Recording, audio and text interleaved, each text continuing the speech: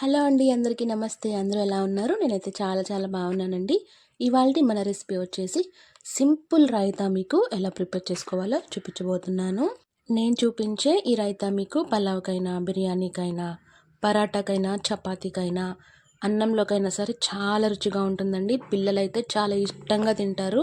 అసలు రైతా మనం ఈ ప్రాసెస్లో చేసామంటే పిల్లలకి ఇంకా రైస్తోనే పని ఉండదండి.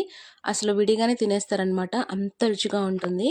ఎప్పుడు చేసే పెరుగు చట్నీ కాకుండా ఒక్కసారి ఇలా రైతా ప్రిపేర్ చేసుకోండి, చాలా ఇష్టంగా తింటారు.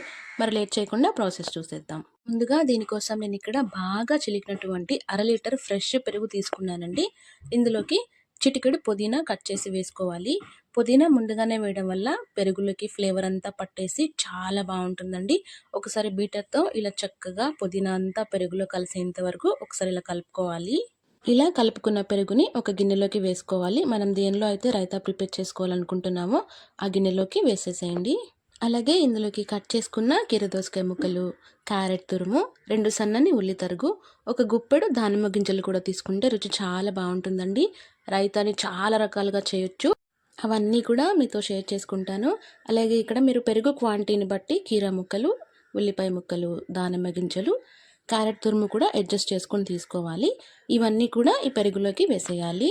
మనం వేసుకున్న ఈ వెజ్జెస్ అన్నీ కూడా చక్కగా పెరుగులో కలిసేంత వరకు గరిటతో 1 నిమిషం పాటు కదిలించుకోవాలి. పిల్లలు కూడా మనం వెజిటేబుల్స్ కానీ ఫ్రూట్స్ కానీ విడిగా ఇస్తే తినరు కాబట్టి ఇలా పెరుగులో వేస్తే కమ్మగా తింటారండి. అంత రుచిగా ఉంటుంది. అసలు పేచి లేకుండా తినేస్తారనమాట. ఇవన్నీ పెరుగులో బాగా కలిసిన తర్వాత రుచికి సరిపడా సాల్ట్ వేసుకోవాలి. సాల్ట్ ముందుగానే వేస్తే ముక్కల్లో నుంచి నీరు వచ్చేస్తుందండి. ఇలా కలుపుకున్న తర్వాతనే మీరు సాల్ట్ అడ్జస్ట్ చేసుకొని వేసుకుంటే రుచి కూడా చాలా బాగుంటుంది. అంతేనండి, మన సింపుల్ రైతా చాలా సింపుల్గా అయిపోయింది కదా.